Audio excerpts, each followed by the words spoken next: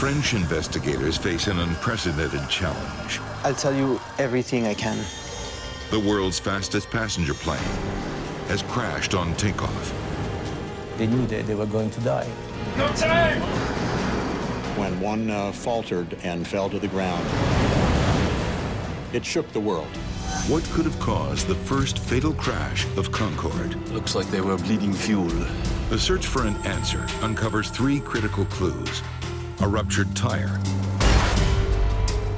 a shattered fuel tank, and a mysterious strip of metal. It didn't look like anything that came from an aircraft. But can investigators complete the puzzle? We just couldn't tie it all together. The evidence was not talking to us. Ladies and gentlemen, we are starting. We lost both engines. Last of your note, emergency descent. Brace for impact! I think I lost one. Investigation starting. It's gonna crash!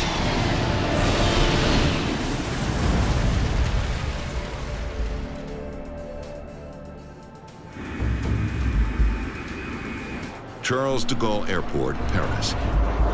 One of the busiest airports in Europe, and the only place in France to catch sight of the world's most prestigious passenger plane, Concorde. It's really a wonderful machine. It's been described as a beautiful white bird. It's been described as the white rocket. It's fantastic. Concorde flying was a real show. I mean, everybody was watching. So it was spectacular. It was noisy, and it was like going at an air show. Concorde is a technological marvel. The world's only supersonic airliner. It can fly at more than twice the speed of sound, at altitudes that brush the edge of space. We talk about flying above 55,000 feet into a deep, deep blue sky. It's a very, very special aircraft. It takes an exceptional crew to fly this remarkable plane. Air France 4590. Do you want Whiskey 10 or Romeo? I need all the runway, eh? Okay, taxi for Romeo. Air France 4590. Today, Captain Christian Marty will be flying the Concorde. Clear on the right. On the right is clear. First Officer Jean Marcot will monitor the instruments. Nose droop at 5.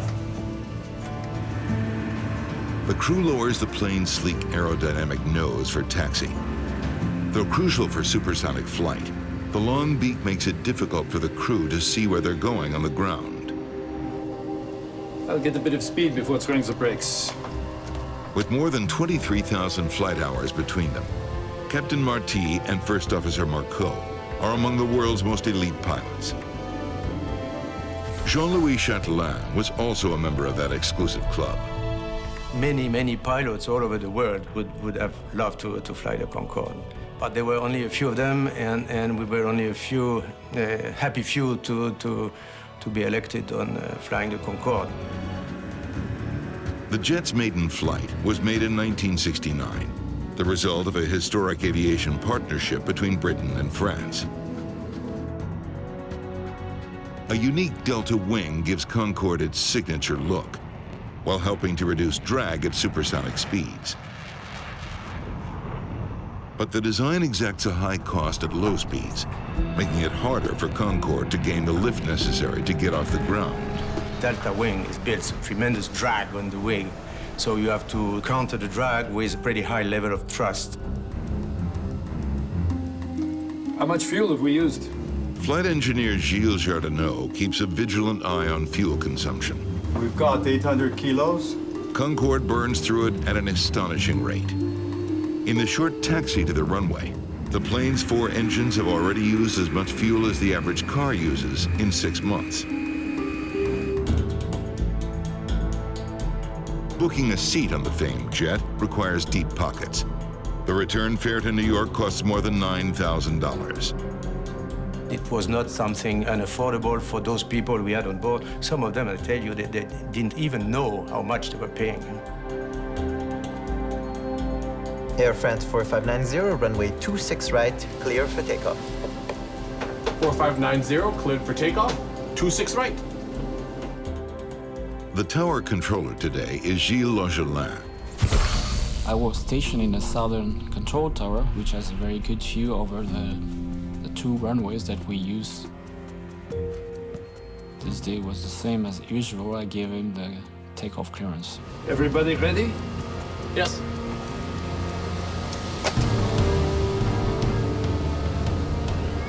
Concorde's takeoff speed is 228 miles per hour, 46 miles faster than a 747.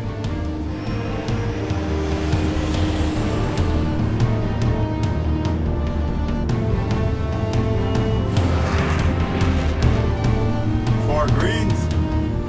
The plane's four afterburners ignite, giving the engines the boost they need to achieve that incredible speed. As it passes you, you feel it and you hear it because it is loud and strong, and it's just a beautiful sight to the spectator and the aviator. V1. The first officer tells the captain they've reached V1, or decision speed. They're now going too quickly to abort the takeoff. You cannot stop anymore. You have to go on. You have to continue takeoff, whatever happens.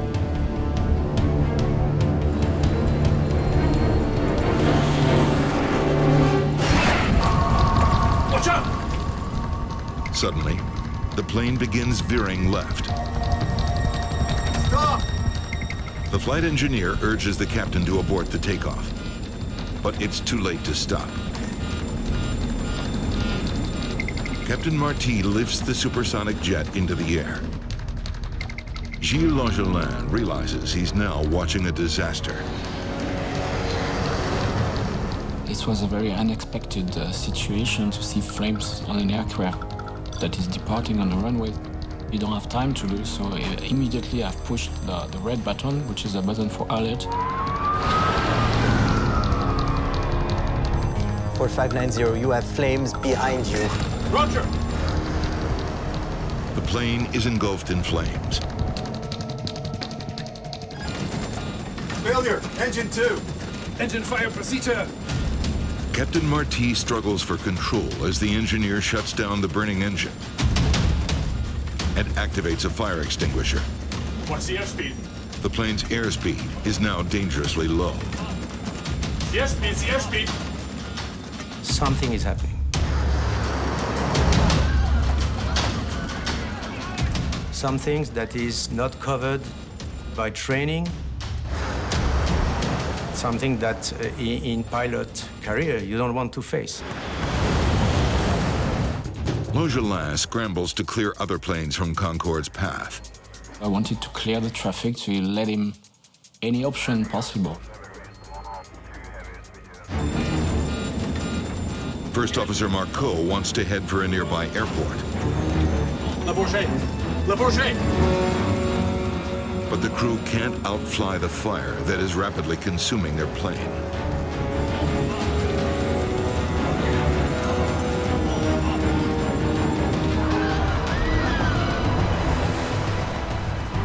Shocking images of the unfolding disaster are captured by amateur video. In the cabin, panic and terror. No time! The supersonic marvel of modern aviation. No! Slams into an airport hotel. Oh mon Dieu. I could see kind of big, like a big mushroom of smoke. I think until the very last moments I was thinking that something will save the situation. I remember that I just sat down on the carpet floor of the control tower up there and I cried. All 109 passengers and crew on board Concorde are dead. 4 more people have been killed on the ground. How can I say more on this? We were totally shocked. That's it. That's it. It had been such a special thing in the place of aviation that when one faltered and fell to the ground, it shook the world. It really did. Until July of 2000, Concorde had a remarkable safety record. 31 years of supersonic flight and not a single fatal crash.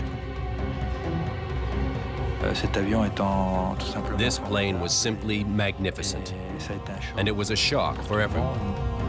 Alain Bouillard will lead the crash investigation. He takes on a challenge no investigator before him has faced, figuring out what happened to the technological wonder that had seemed immune to disaster. The fuel-laden Concorde has ignited an inferno. Investigators are anxious to search the wreckage for clues, but first, firefighters must put out the catastrophic fire. The problem was the intense heat at the crash site, which made it impossible for the rescue services to recover the flight recorders. Knowing the eyes of the world are watching, Bouillard and his team press ahead with the investigation. They speak to as many witnesses as possible. I'll tell you everything I can. Few saw more than controller Gilles Laugelin. After an accident, you remember every single second of the process.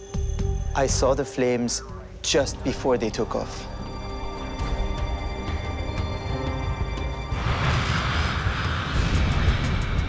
Laugelin tells them he saw intense flames shooting from the plane's left side before it lifted off. Other witnesses report hearing the sound of an explosion while Concorde was speeding down the runway. Less than 90 seconds later, the plane fell from the sky.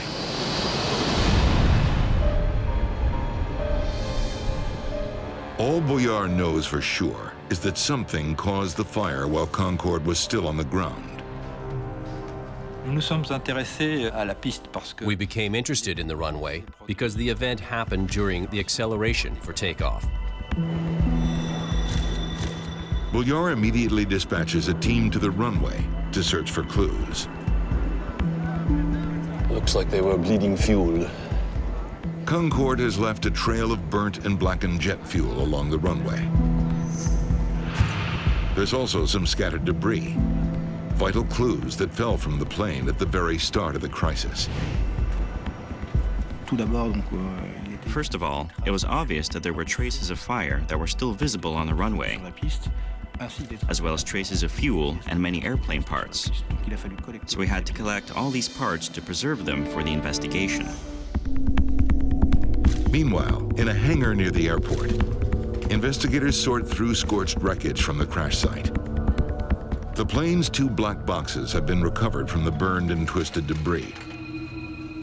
But it's too soon to say if the data on the recorders has survived the fire. There was a huge amount of fuel on board, so the boxes were exposed to intense flames, which is the worst possible thing for flight recorders.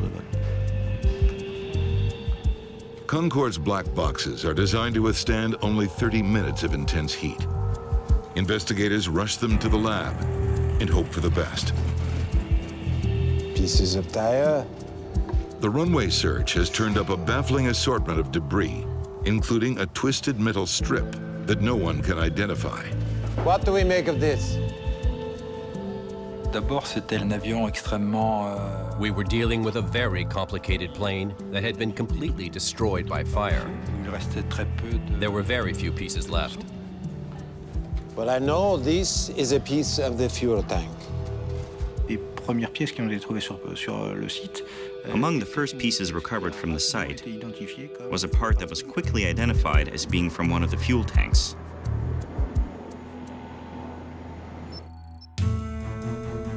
Concorde has 13 fuel tanks, 1 in the tail section, and 12 more that combine to fill almost the entire delta wing.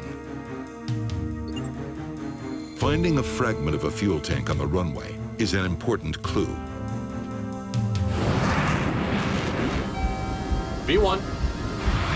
It means at least one of the plane's 13 tanks Watch out! ruptured during takeoff. Bouillard studies video of Concorde's last moments shot by a passing truck driver. Must have been a massive fuel leak. It's the only way to explain a fire like that. The long plume of flames confirms a large leak from the fuel tank is the likely source of the fire. The scale of the leak, mixed with the surrounding air, is an extremely volatile mix, extremely flammable. But Bouillard still has no idea what could have caused such a massive leak. Fortunately, technicians have managed to salvage the cockpit voice recording. Okay, let's get going. Bouillard hopes the pilot's conversation in the cockpit will shed some light on the puzzling collection of leads. Everybody ready? Yes? Everything seems normal as the pilots prepare for takeoff. 4 green. V1. But just before liftoff, there's a loud noise. Watch out! That sounded like some kind of explosion. Please go back again.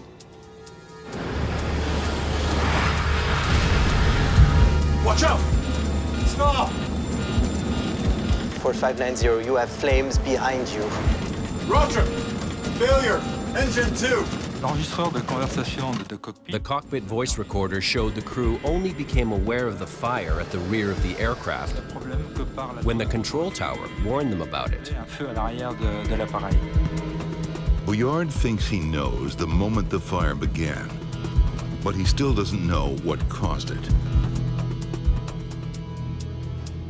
Well, I would love to get a look at that runway debris.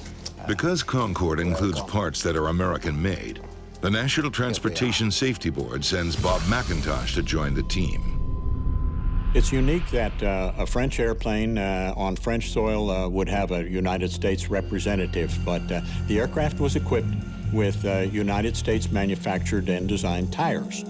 Among the debris found on the runway are large torn pieces of aircraft tire, some weighing more than 9 pounds.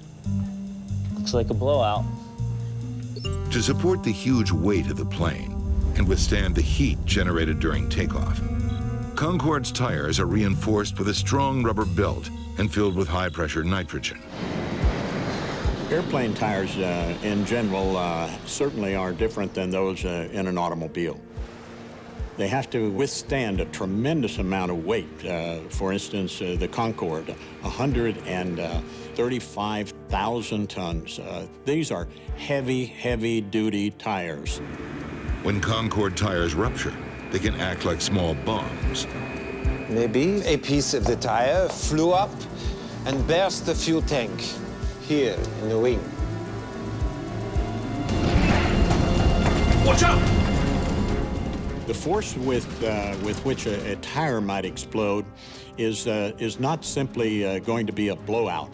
There's a whole lot of structure and rubber belt around the tire that's probably going to separate, and that's, of course, a potential for damage. A look at Concorde's history turns up 6 incidents of a tire rupturing and damaging a fuel tank. We uncovered many incidents where tires were punctured or destroyed, and in some cases, the rims as well. The most serious incident was in 1979, when a ruptured tire damaged a fuel tank so severely that the crew was forced to land shortly after takeoff. To prevent a reoccurrence, authorities mandated that Concorde tires be replaced much more frequently. So what could have caused a relatively new tire to rupture on takeoff? Investigators take a closer look at the metal debris found on the runway. Maybe something cut into the tire. Something like this. The shape of the metal strip that we found was exactly the same shape as the tire debris. There were a lot of theories flying around in the first 2 or 3 days as to cause and effect of the tire, of the metal strip, and of the fuel that was liberated from the left side of the airplane. I want to know what this is and where it came from. Oh, and find out how much a fully loaded Concorde weighs. There's something I want to try. This was the scene after July's Concorde crash near Paris. News of the downed Concorde has stunned travelers and aviation insiders around the world. The French Transportation Ministry grounds the nation's entire fleet. British Airways soon follows suit. In London on Friday, British Airways' fleet of Concordes remained grounded, and depending on the investigation's findings, they may never fly again. That was a major blow, particularly to the UK operator, British Airways. Air France had expected it, I think, all along. Whether the pride of French and British aviation will ever fly again now depends entirely on what Bouillard and his team can uncover. There was lots of media pressure because it was a famous plane. It was the only supersonic aircraft, and it was the Concorde's first fatal accident. Facing enormous pressure, they focus on the mysterious strip of metal found near the top of the runway. It didn't look like anything that came from an aircraft to me. It was bent in such a shape that it was really strange, and we were all wondering if it was something that perhaps had fallen off a runway sweeper, or if it had fallen out of a construction truck, a baggage cart that was being towed around the airport someplace. But evidence soon points them in a different direction. Metallurgical tests reveal the strip is made of lightweight titanium, a metal frequently used in aircraft parts. It also had a number of rivets on its surface, and this made us think it was used in aviation.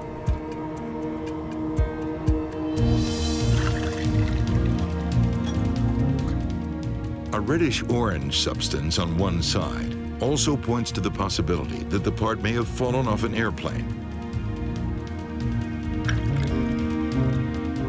Lab tests reveal it's a kind of adhesive often used in aviation repairs.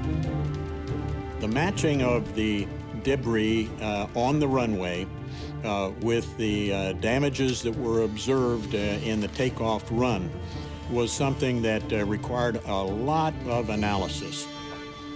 Somehow, a piece of metal from an aircraft became a deadly hazard on the runway. Next, please. Investigators need to know which plane it came from and how it ended up there. Next. There was a tremendous amount of pressure in the BEA. Next. Next. Next. To get to the bottom of where that strip had come from. It's pretty clear this isn't from the Concorde. We need to come at this from another way. I spent more than 2 weeks at the scene of the investigation, and we still didn't know where it had come from. Painstaking research rules out the possibility that the metal strip fell from Concorde. But there are dozens of other planes to consider. Bouillard needs to narrow down the search. What I need is a list of every single plane that used the runway before the Concorde took off.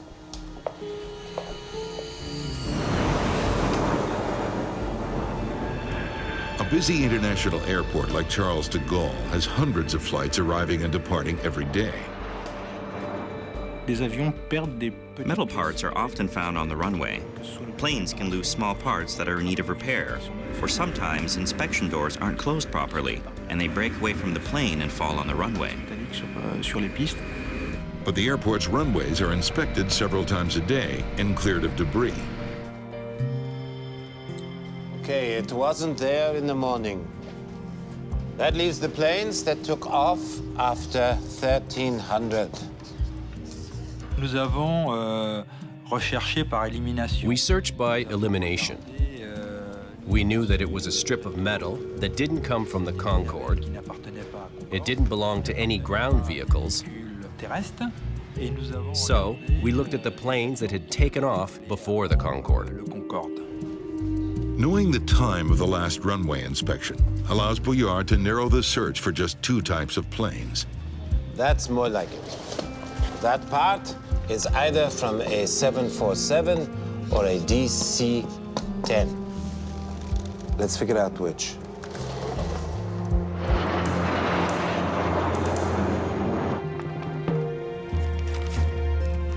Investigators pore over schematics of the two planes, searching for the suspicious part. This isn't it. Finally, they spot something. What is this?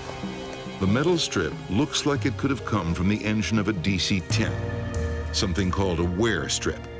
The strip acts as a buffer for moving parts inside the engine, but they're not essential for the safe operation of the plane. Certainly, there was a great deal of anticipation. Could this be really from a DC-10, and could it be from the engine portion? Investigators can't answer those questions soon enough, as the entire world waits to learn why commercial aviation's greatest achievement went down in flames.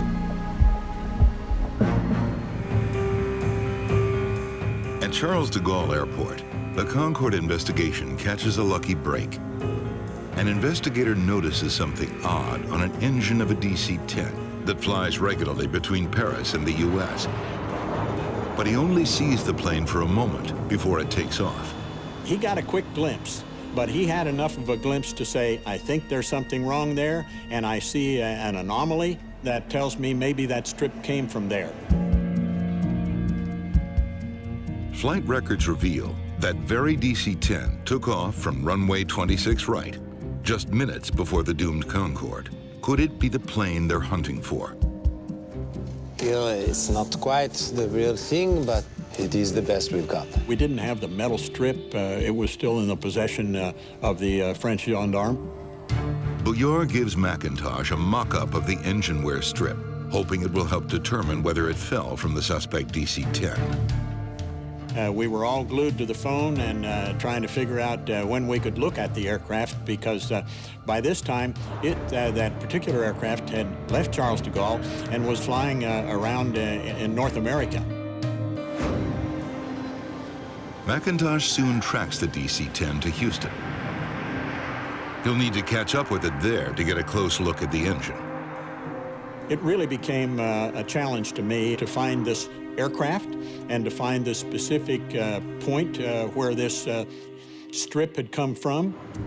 If McIntosh can't track down the origin of the metal strip, the full story of the Concorde disaster may never be known.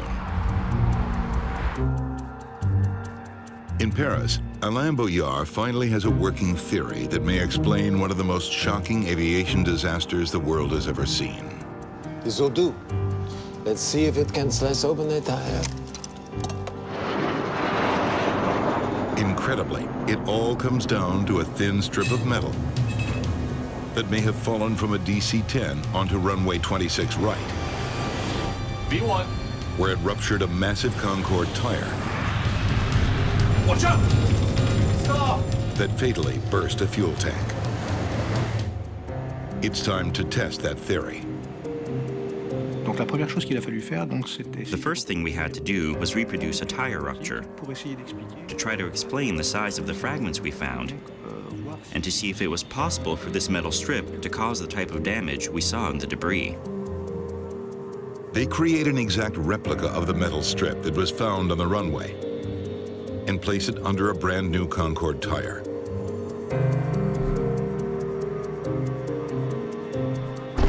A two-wheel trailer is stacked with heavy blocks to recreate the load on Concorde's tires, 25 tons. They need to know if driving over the narrow strip of metal is enough to rip open a rugged Concorde tire.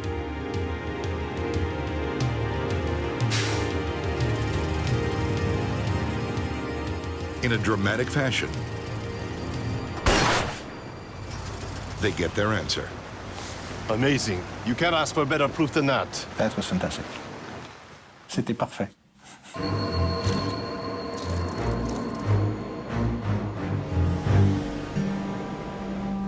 This plane is tough on tires, and it seems fuel tanks.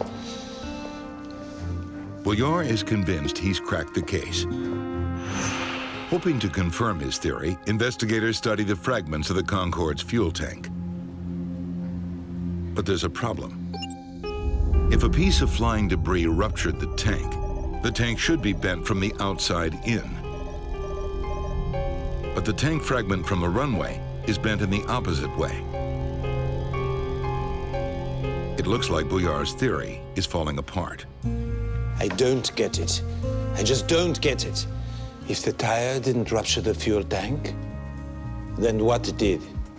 The entire investigation is back at square one. We had all these elements, but we had trouble making the connection between the tire fragments, the strip of metal, and the pieces of the fuel tank. All these remained isolated elements, and we couldn't find a way to link them together. What are we missing? I have never seen anything like this. The action that would make this piece of fuel tank escape was unique. Bouillard is facing an unprecedented mystery. What punctured the Concorde's fuel tank from the inside?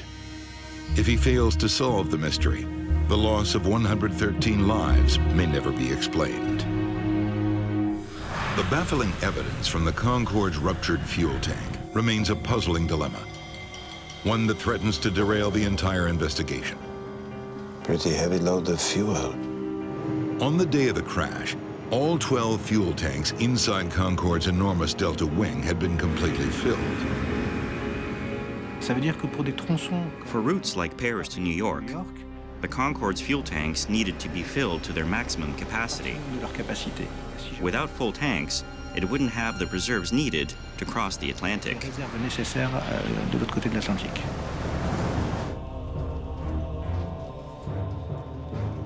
The only thing in the fuel tank is the fuel. Maybe what bears the tank is the fuel itself. The heavy fuel load suggests an unconventional theory. When a high-speed projectile hits a container full of liquid, it can set off a tsunami-like wave, powerful enough to rupture the container at a different point from where it was struck. The liquid will move around and push evenly on every part of the tank. And it's the weakest part of the tank that will tend to rupture. Set it so the fuel tanks are completely full. He hopes a computer simulation will show if that's what happened here. And the piece of tire is 5 kilograms. The scenario that we had in mind was only possible if the tanks were full. Okay, let's watch what happens. Bouillard knows his theory may meet resistance. There's no record of an aircraft fuel tank ever rupturing this way before. Fire. The simulation recreates the effect of a piece of tire hitting the fuel tank. For Bouillard, it's the moment of truth. Let's try it again. Only this time, aim over to the left. Maybe we'll find a weak spot. Conditions have to be just right. Fire! But when they are, we've got it. Well done. Firing a piece of tire at the tank can make it burst from the inside out. We were convinced this was what happened.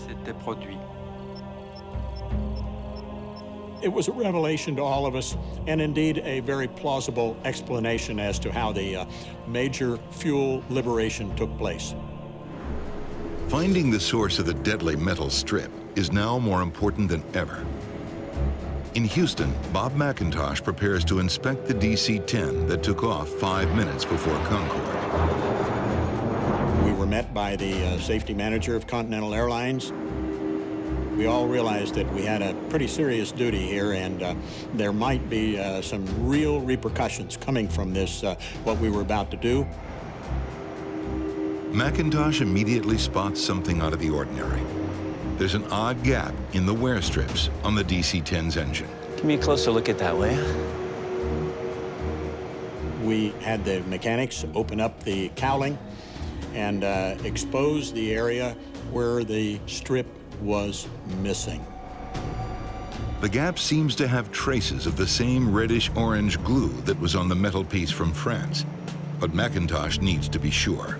It obviously didn't fit right, and there was an attempt to make it fit better by using this mastic or glue material.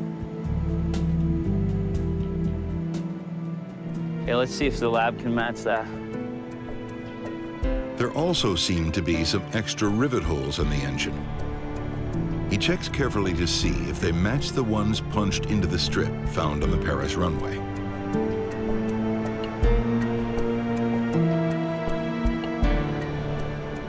We have a winner.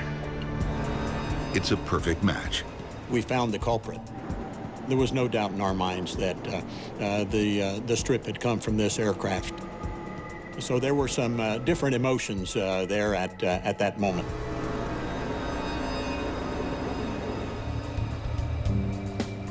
McIntosh needs to know how an engine part could have fallen off a plane from a major U.S. airline, causing a fatal tragedy. He combs through the DC-10's maintenance records and learns the wear strip was replaced just a couple of weeks before the accident.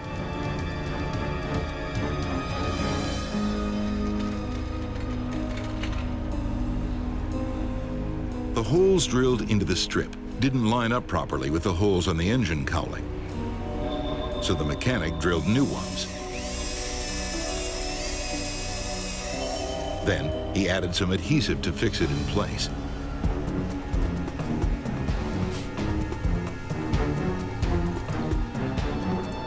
Lab tests confirm the adhesive used on the DC-10 is identical to that found on the debris from the runway at Charles de Gaulle.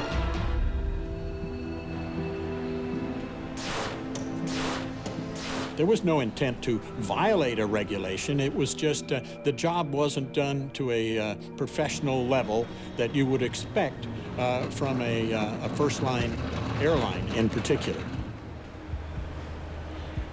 The piece stayed in place for just 16 days before dropping onto the Paris runway, 5 minutes before Concorde took off. Bouillard has one final question. No time! Why didn't the pilots abort the takeoff and save the lives of everyone on board? No!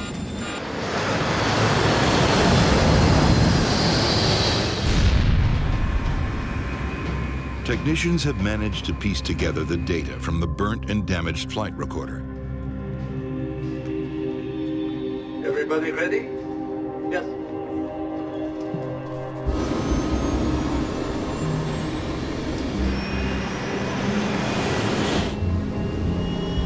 Engines are fine, speed increasing. Together with a cockpit voice recorder, it paints a vivid picture of a sudden emergency that escalates rapidly.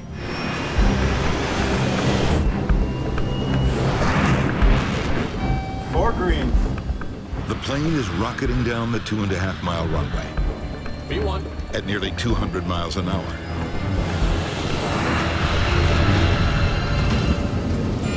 Watch out! When the fuel ignites, the massive jet needs more than a mile to stop. But there's only 1,000 yards of runway left. The pilots must put the burning plane in the air. Aborting the takeoff at 180 knots would also have led to the total destruction of the aircraft. 2 of Concorde's 4 engines are on fire. He lost engine 1 and 2 at almost the same time. The crew found themselves confronted with a plane that had lost half its thrust. With only 2 engines working, the plane won't climb. What's the airspeed? The airspeed! It's totally surprised by what's happening. All this happened in something like 3 seconds of time, which is really a short time. We all know the importance of speed for delta wing planes, and so the aircraft found itself in a very difficult position.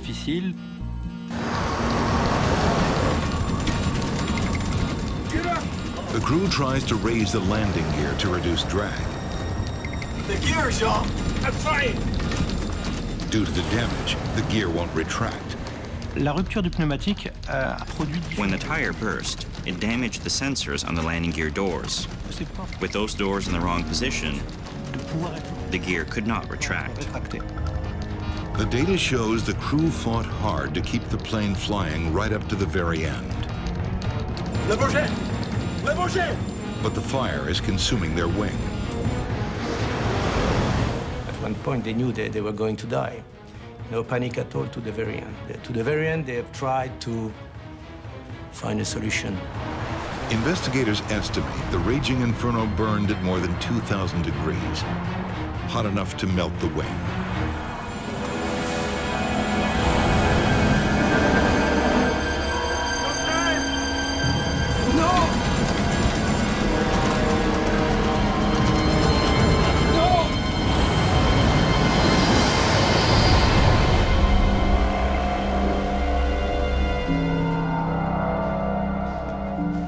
There was nothing they could do.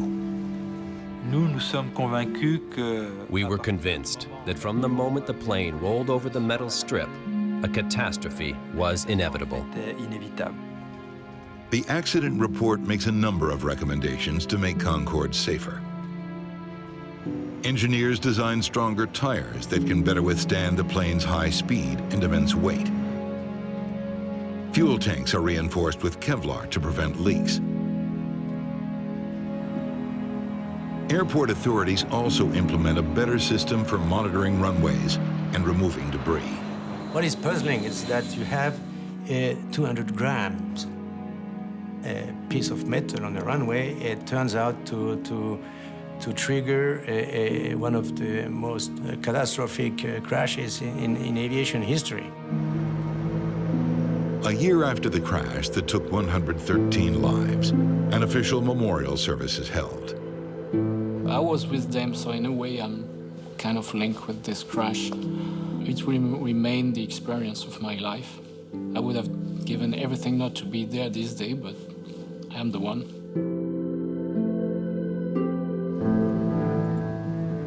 "15 months after the crash, the Concorde fleet is finally back in the air. Soon after, Alain Bouillard seizes an opportunity to take a flight in the aircraft he helped save. I had the opportunity to fly as a passenger on the Concorde. I distinctly remember the color of the sky at 60,000 feet and the sensation of acceleration and speed.